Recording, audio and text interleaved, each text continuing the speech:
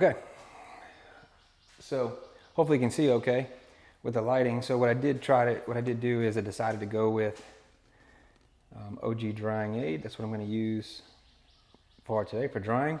So we're set up back inside. I'm not sure how the lighting is exactly, but the car looks much more gray, silver in here in the garage than it does outside. So I've got a couple of towels and just gonna give it a little mist. So I use 2 towels, just kind of one to wipe down. If it gets too wet, it just needs a little simple dry off. Just wipe it clean. Yes, that looks nice.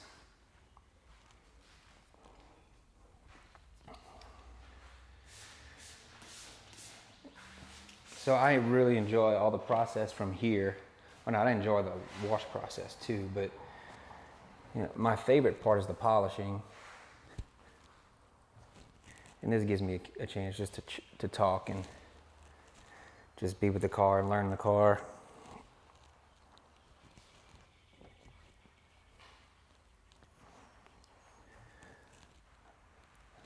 So I've had a few BMWs.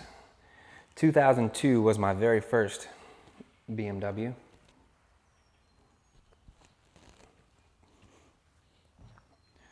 So I had went to LSU for college. I played golf in high school. That was my big thing. Gave it up after high school.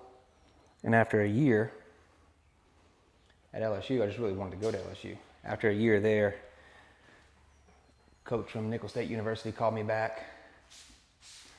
Said, hey, I got a spot. If you want to come back. So Dad says, hey, if you come back to play golf and I don't have all this expense, I'll just spend some money on a new car for you. So, and I had looked at all kind of things, but my uncle had gotten a 2001 325. It was manual transmission, and I just really missed a manual. I loved having manual transmissions.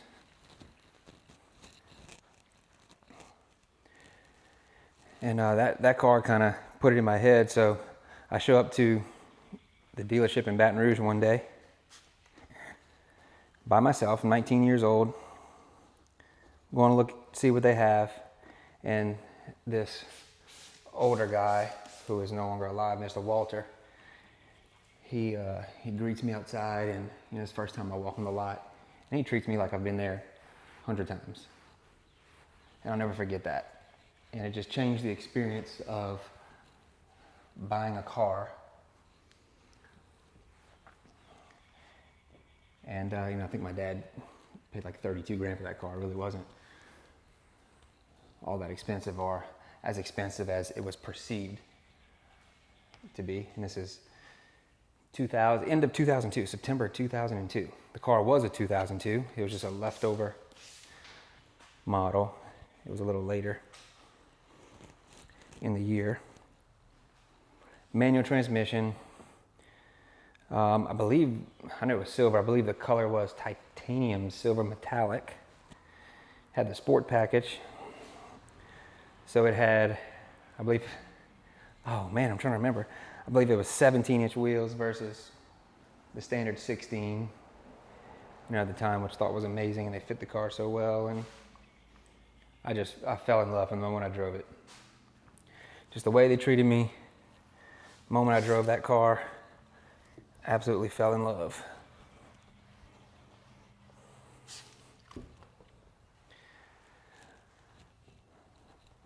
So I started working at a Ford dealership in college after I was done with golf, right at the end of college. And, felt like I needed to drive something from the dealer, so I put my car on the lot for sale.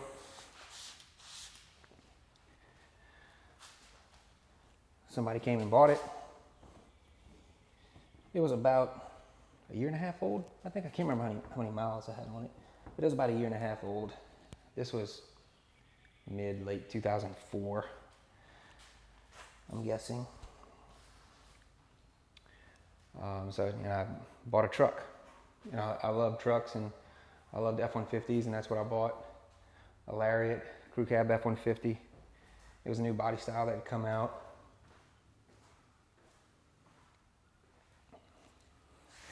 But ever since then, it was just something I was missing, was just having a BMW. If you've never owned one, there's nothing like the way it feels when you sit in it, when you drive it, when you press the gas, when you turn the steering wheel. It's just, they call it the ultimate driving experience for a reason. It is just different.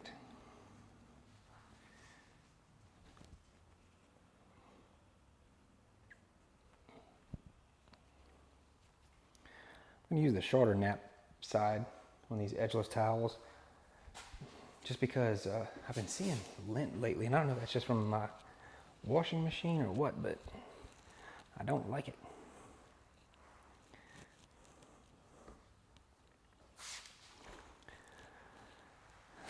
So then you have kids and life, and it's not conducive to a car or affordability at the time or whatever it is. And I did not have another BMW all the way until 2018. And I'm pretty sure that's the next one I had. Yeah, that's the next one I bought. 2018, I purchased another manual transmission, M3 this time. It was my first M car. M3 Competition.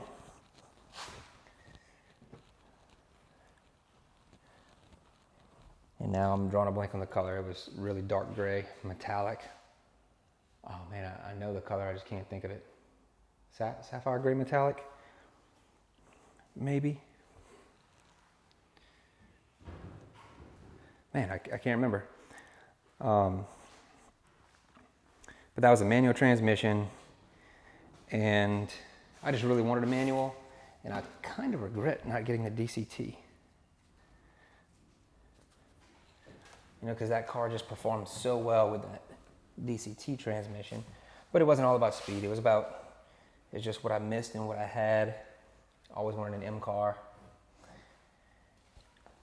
And I love that car. But things in life happen, I had bought it in 17 as an 18 model. I went through a divorce. I had many extra cars, because at the time I also had owned a gym, and I had purchased an older model car to wrap with the gym's logo on it for advertising. So I had a 85,000 mile 2008 jet black M3 sedan. That one was a 4-liter V8. Somebody had put Borla exhaust on it. So it sounded pretty good. It was a fun car, just a lot of miles. And I paid like 22 or 23 grand for it. But I had a bunch of extra vehicles, actually after getting divorced. So a while after that, late. I don't remember. I get lost in my years sometimes, but must have been sometime in 18, maybe late 18. And I have 3 kids, and it's hauling them around, and I don't need all these extra vehicles. So I got rid of both M cars. And I bought a Ford Explorer 3-row SUV because I thought it was smart to do at the time. And maybe it was the smartest thing to do at the time, but man, I couldn't stand that thing. It was, my dad always described it as a cardboard box. It's mainly just the driving position in that model year. It was a 19 Ford Explorer Sport, XLT Sport. And I felt like my feet were trapped and close together. The dash was just huge, and it was just not comfortable, but it did the job. It's nothing to get, and I love Ford products. For American manufacturers, Ford's by far my favorite. I don't dislike I'm not like anti-Chevy or anti-Dodge, but I just like what I like. And man, I just really dislike that thing. So then 2020 comes around, I decide to get my next BMW. At that time, the new X5 came out, the G05 chassis, I believe the G05. So that comes out. Let's see if I pick this up on camera. So the G05 comes out. Let's see, it might be pretty good. I'll zoom in here. I'm gonna dry the front bumper area here. So that G05 comes out, not a third row, wasn't ready to step up to the X7. So I was able to get a G05 Alpine White with the M Sport package, a 2020 model year.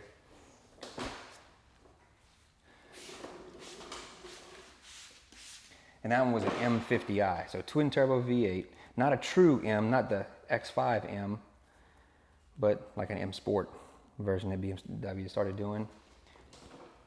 So it had 525 horsepower, sounded incredible, was just a beast of an SUV.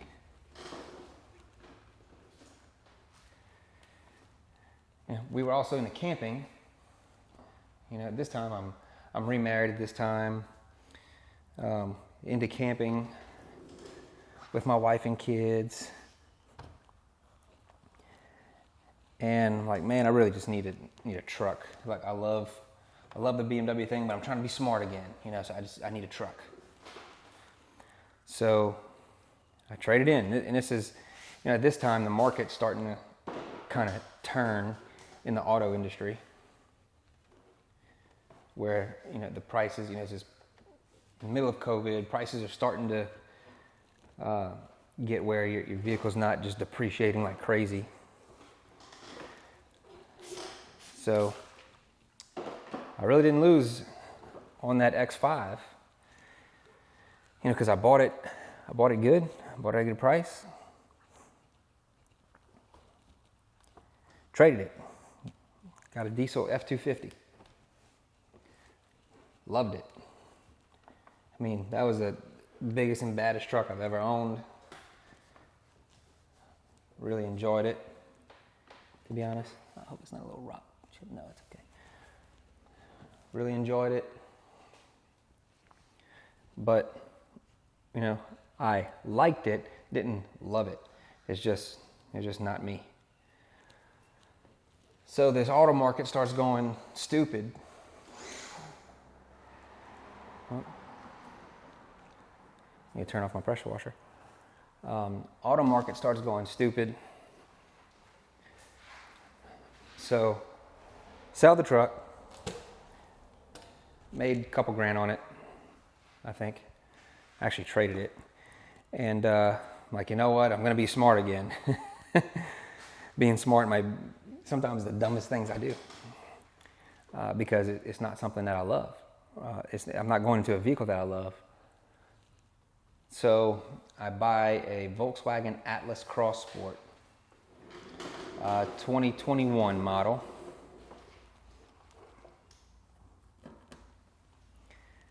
Man, this whatever was on that brush really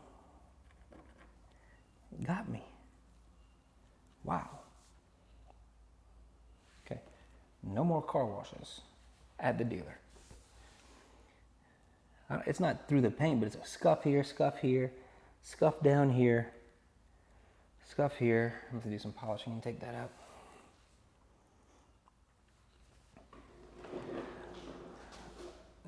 So I buy the Volkswagen Cross Sport. So the Cross Sport 2-row SUV, I'm good with the kids. It was like $44K, has all the technology in the world. For the price. It's a really nice vehicle, just severely underpowered. But it's not where you're buying it. You're not buying it for power. Very Audi-like. So seemed like a lot of great quality for the money. Wheels came up pretty clean. You know, but the auto market's going kind of crazy, so I keep that for maybe 6 months. That was a 21 model. Bought it early 21. So keep that for 6 months. This drying aid too, you just need a fine mist, and it doesn't smear, it does the job well. Really, it works good.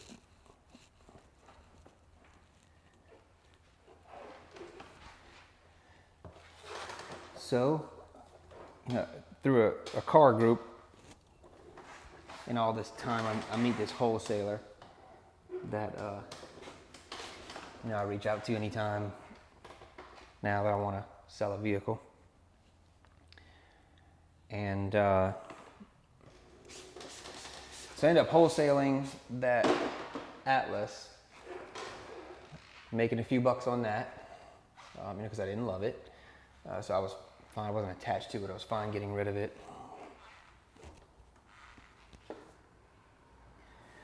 I bought it for 44. I didn't make a whole lot on it. I think it was either 46 or 47 that I wholesaled it to him for. You know, this is 6 months after purchasing. Had about 6,000 miles. Let's say 6,000 or 7,000 miles.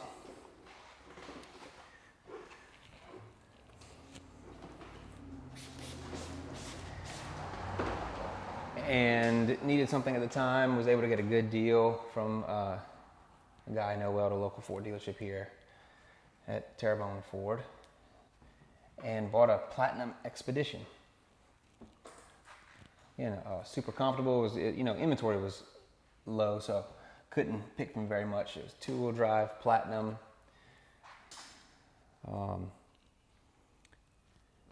It was like the white Platinum color. Forgot, maybe Star White or something. Not Star White. Maybe so. Can't remember exactly. But so I got that. You know, and then the buddy wholesaler of mine, he's like, man, the hottest thing right now is Yukons and Tahoes. And this is all getting back to me being back in a BMW. I know it's a long story. So he says, man, if you can find a Tahoe or a Yukon, you're going to make some money on it if you can buy it at sticker. So reach out to an ex-car, you know, fellow co-worker at a dealership who now works at a GMC dealership. And he didn't have anything at the time, but he calls me a couple weeks later and says, hey, a deal fell through. You know, someone ordered one, deal fell through. And I got to know now if you want it. It's not in yet, but do you want it? Yes, I want it. So put my name on it.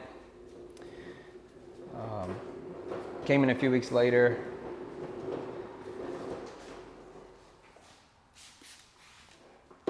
So I had traded, quote unquote, traded the Expedition. That was just this past December on a 2021 Yukon XL SLT. Had TVs in it and all that. I mean, rear entertainment system. It was pretty nice. There's a lot of good tech. Thought the Expedition rode better and had a little better performance, but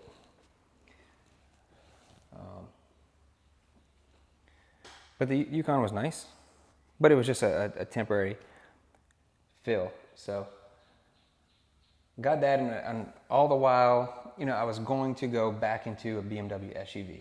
I said, you know, I just love BMW. I want to go back into an SUV. Be good for the kids, you know, and I get something I like at the same time. Well, you know, that morphed into, you know, me researching and looking at BMWs and get back on this M3 kick. So, man, I'm like, what if I just got an M3 again? You know, that would be amazing. You know, it's the new body style. I'm not sure about the front grille, but the car looks incredible. The seats look incredible. So I start trying to find one.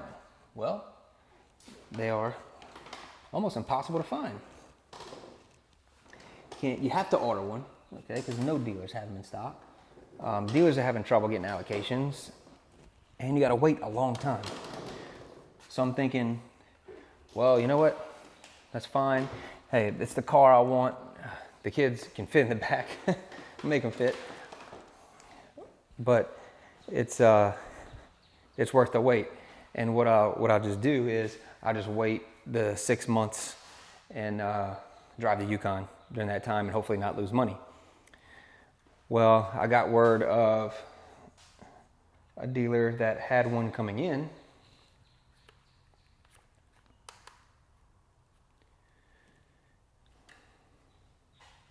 Just giving you some shots of the car, kind of. Get to the drawing the other side. So, dealer had one coming in. Said it's unsold. You could have it at sticker. Said, okay, sign me up. Well, that's this car. Again, not the car that I would spec, but still a great car, and nothing wrong with it. It was rear wheel drive. It was not the color I want, not the interior color, not the exact options. Okay, really wanted the all-wheel drive because it's new for 2022, and the performance is just unheard of, you know, on an M3. So couldn't get it. So committed to this one, and you know, I'm going to just keep that, and that's going to be the end of the cycle that I'm going to flip cars, even though I probably can make money on a few more. But you know what? I'm going to quit while I'm ahead, and I don't need to. So I can just keep what I like at that point, have some equity in it, just built up from the previous vehicles. And I commit to buying this one, and guess what happens? A dealer gives me an allocation to order an X-Drive. So what I do, I commit to it. So this one comes in, I trade the Yukon onto this, wholesale it to another dealer. It actually goes to Legacy GMC. So support those guys as well. And the Yukon came from Barker GMC in Houma. So if you're in the area, support them. Go see Shane and Dawn and Jed Duplantis there. But if you're in the New Orleans area, Mississippi area, go see Adam Bowen at Legacy, or go see someone at the dealer. Adam's the owner of the dealer, but he really took care of me. And you know, I bought the Yukon at sticker. It was like $72, and he paid me $78 for it. And actually, I was going to get a little more, I believe. It's just the timing. You know, the market goes up and down, and just at that time, that's what I was able to get. But still, was plenty good, and I was thought that was plenty fair and satisfied. So I took it, purchased this car, and then what I'm going to do is I'm just going to sell/wholesale this car when the X-Drive comes in. So we're coming up on May 1st. Today's 26th of February. We're coming up on May 1st, on March 1st, and my guess is somewhere around May 1st, the car will be in. It was just finished being built and is awaiting at the port in Germany to get on a ship to take a ride over here. So still got a little time left.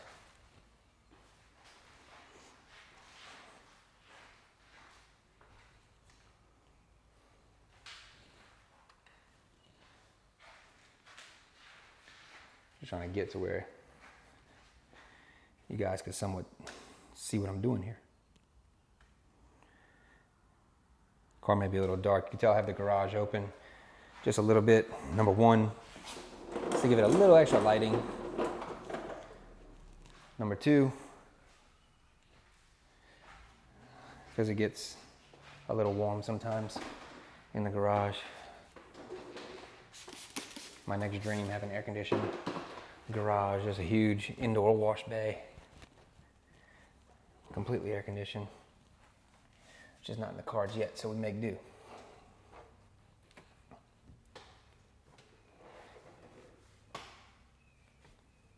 This drying aid is great. It's just, whatever it is, it's good. It's just so easy to use. I have to open the trunk and make sure I get all in there.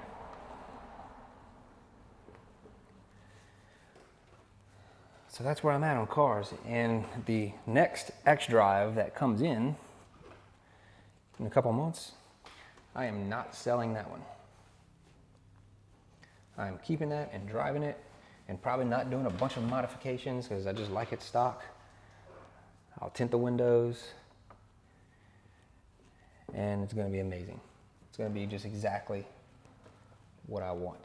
Never spec ordered a BMW before. It'll be the first time I have one custom ordered, so thank you, COVID. It kind of gave me a reason where I had to.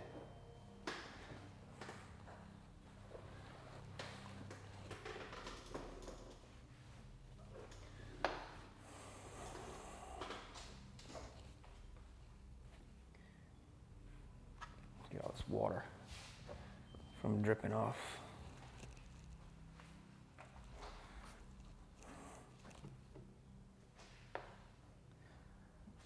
So definitely some advantages to COVID are,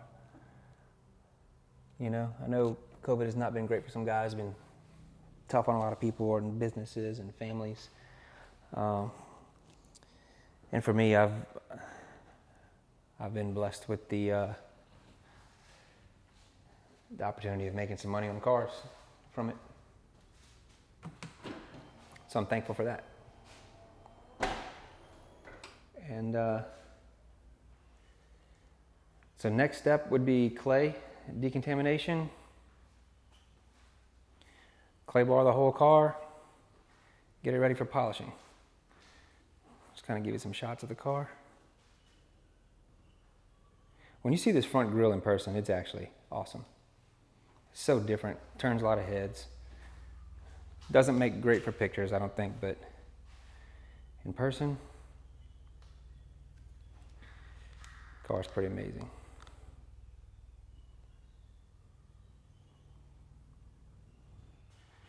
All right, guys, so thanks for being part of the video so far.